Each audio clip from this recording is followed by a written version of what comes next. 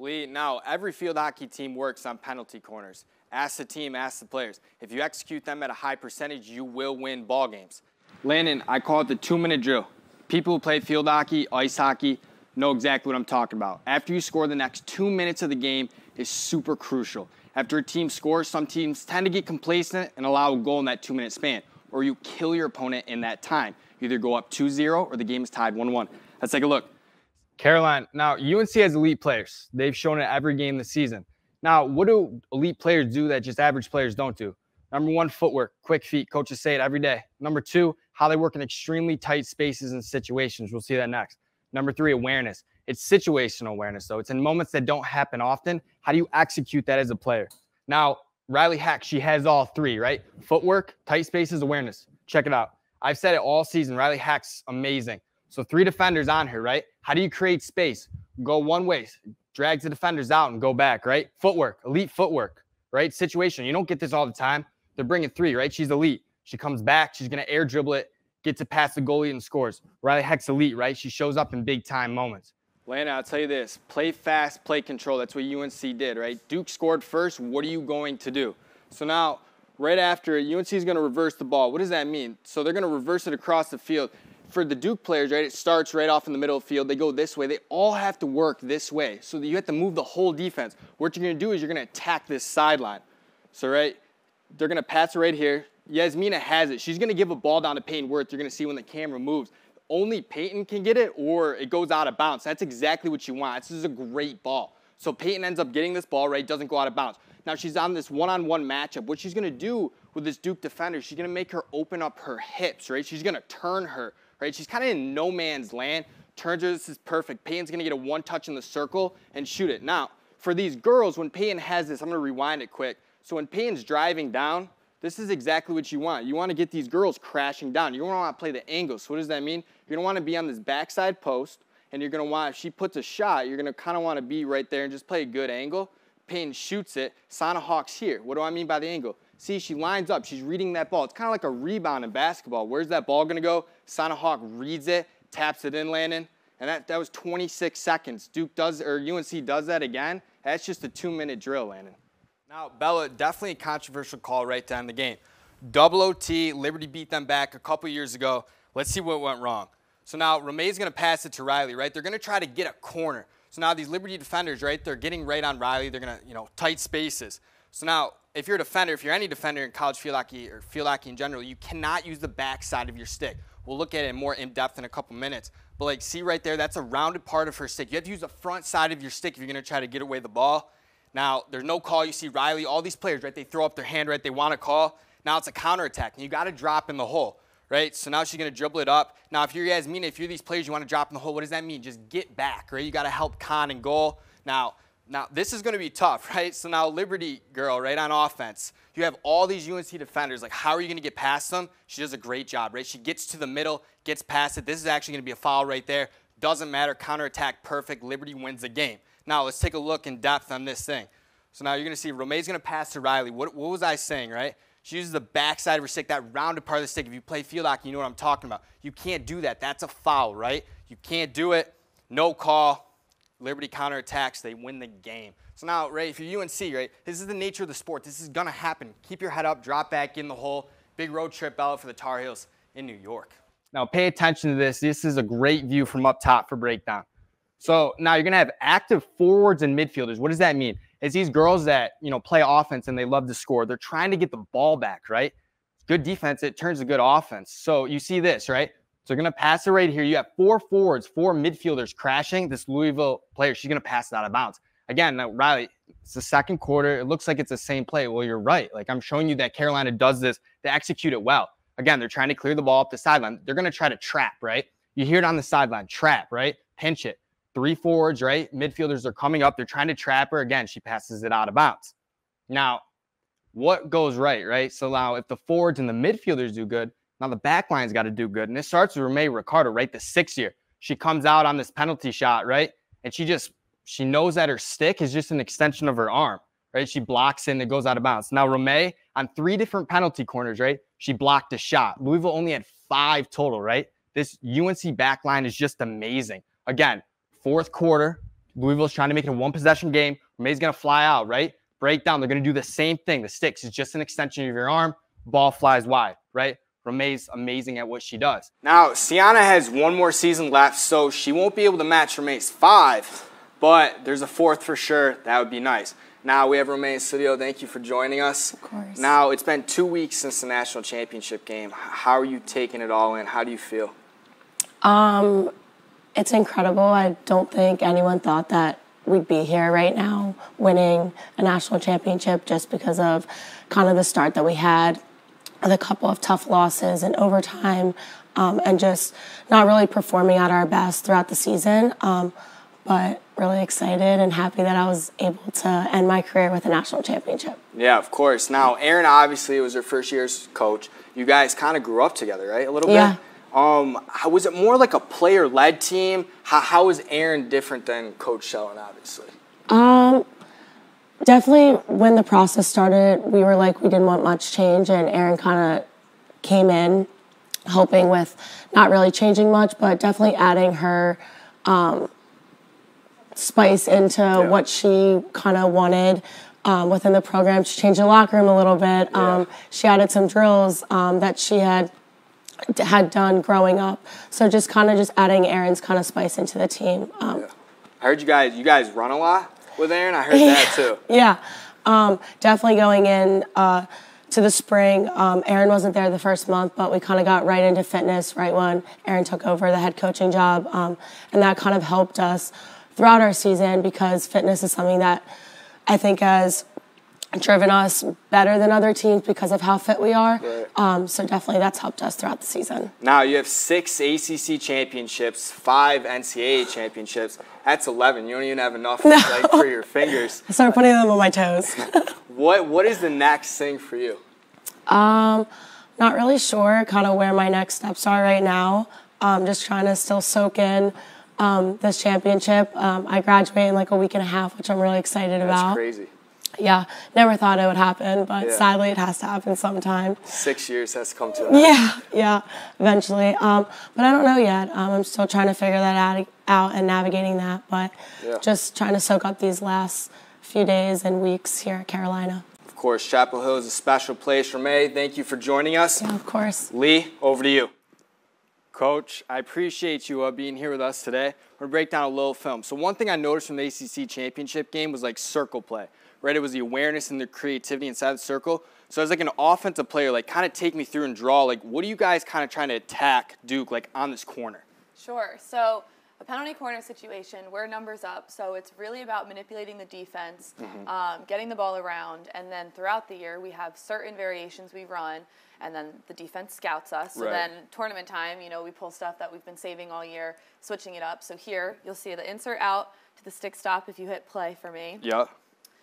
Great stop. Stops right there. You'll see it slip. Sietska right here, Bruning, will fake for us. It'll slip to Yasmina Smolinars, and if you pause it there, throughout the year, she's been playing this ball here down to Katie Dixon, and you'll see the entire defense shift that way because that's what we've been playing, but instead she uses a deceptive sweep to Riley Heck here. Okay. She'll stop it. If you pause it, we've joked with Riley every single time because when we practice this corner, she has loads of time. So here, she actually takes a little too much time, but it works out. The Duke defender gets a good touch on it. Right, it gets blocked right here. Yep. However, she's on it, and this is the most Riley Heck goal ever. Using her creativity, goalkeeper doesn't know what to do, keeping it simple, but with her little flair. How hard is it to air dribble? She said she used to do it as a kid. Yes, she is so good at the ball on her stick, but the ability, when you see it come up again, the ability right here to control it and especially have the right trajectory on the ball and like feel to just get it over the goalie, but enough where it comes down in the goal. It was brilliant, and it definitely deserved the number one. Number one on SportsCenter. So now, third quarter, right?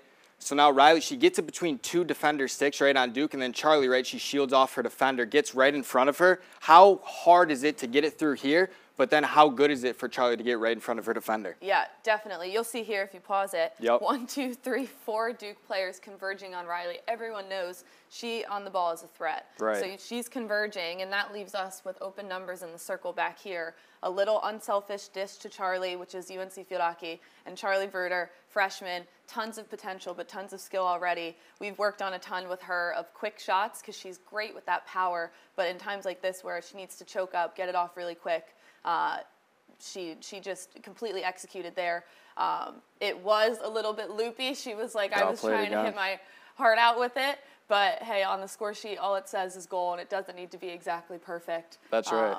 And it's great to just see everybody celebrate. And, again, the goalkeeper had no idea what to do. Now, where do they get, like, this awareness and their creativity? Because you speak on circle play all the time, and I felt that you guys really executed that. Now, they get this, like, awareness and creativity at a young age, or is it more, like, through the process, or is it more, like, when they get here? Sure. I think it's a little bit of both.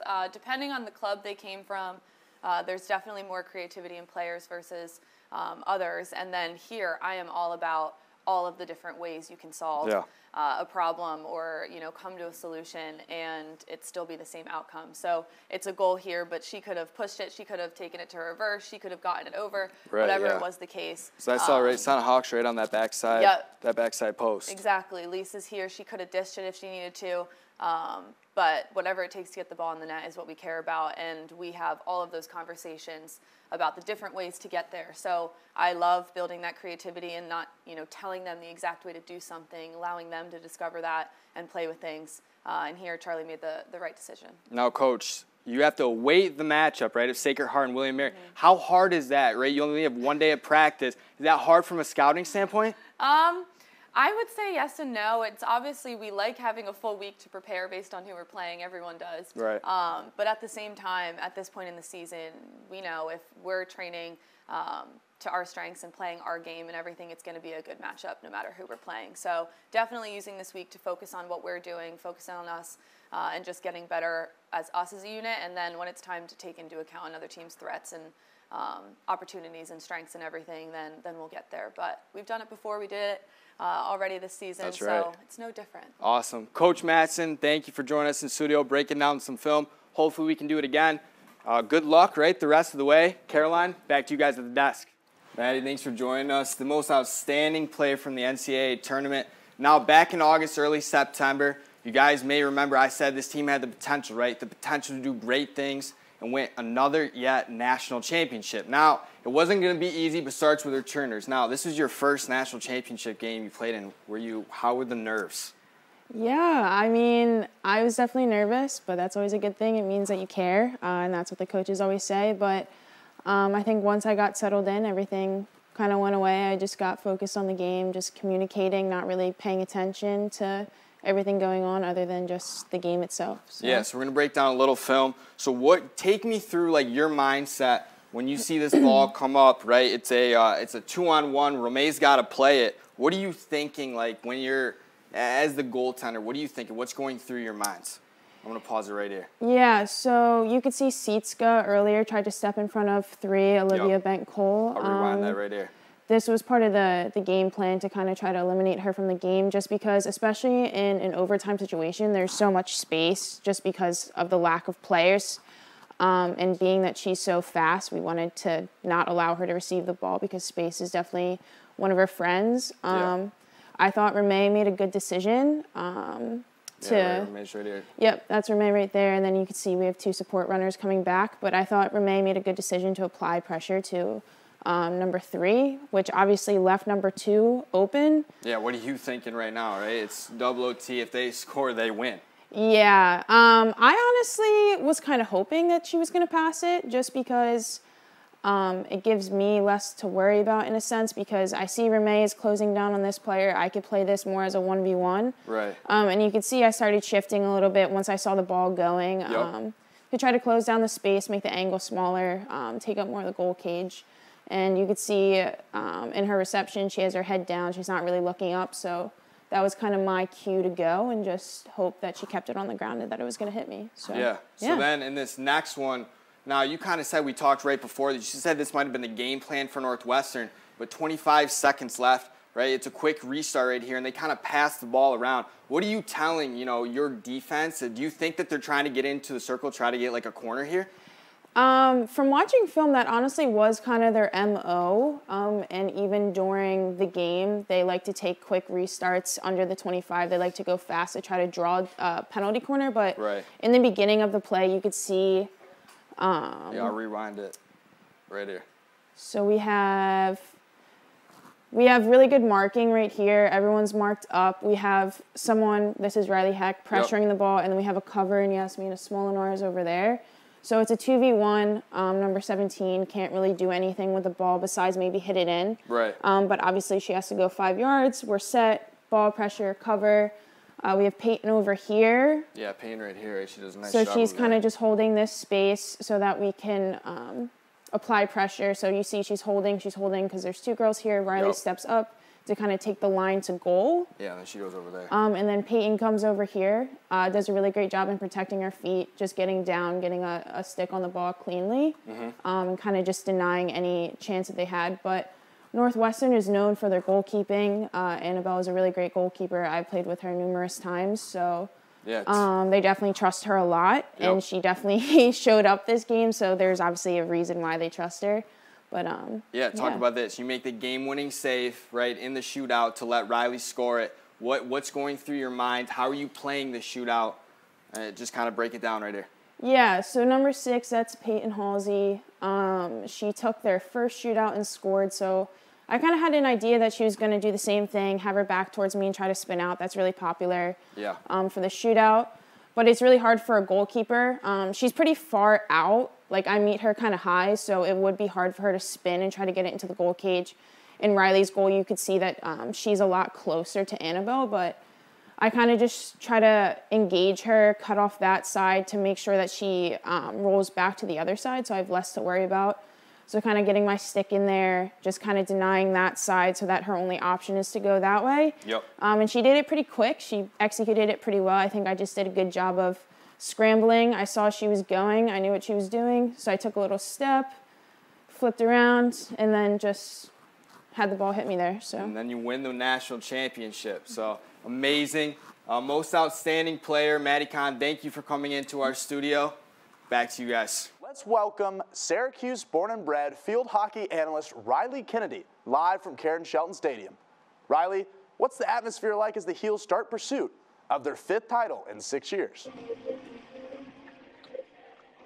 Landon, you can see behind me, right? It's the first round of the NCAA tournament. It's the number 1 seed UNC, and it's William & Mary, right? UNC were winners of the ACC championship. That was last Friday where they defeated Duke in Charlottesville, Virginia. But for William & Mary, they won the CAA tournament, right? They beat Monmouth in their championship. That allowed them both to make it its automatic qualifiers. That's what it's called, right, when you make the tournament. For William & Mary, look out for Lauren Kerwin, right? She's a grad student. She leads the team in goals, points, and shots. She has 85 total shots. The next closest girl, 33 shots. So look for her to start the offense. Now, for William & Mary, they've struggled against competition, right? For the teams in this tournament, they're 0-4 against them. Look for UNC, right, to turn their defense into good offense. It starts with Romay Ricardo, Sienna Ricardo, Kelly Smith, all Downingtown, PA products. Turn good defense, good offense. Look for circle play, right? Look for them to execute quarters, Landon, and see if UNC can come out with a win today. Riley, what's the key to this game for the Heels in order to get to the 3rd round? Yeah, it starts with circle play, right? Aaron was in the studio on Monday. We broke down that circle play. We broke down the creativeness, right, and their awareness, right? That starts when they're young and it works up. It's going to be corner execution, and that's how Carolina comes out with a win today against William & Mary. That's Riley Kennedy, live at Karen Shelton Stadium, getting that long chair out for the start of the Heels' defense of the 2022 title. Thanks, Riley.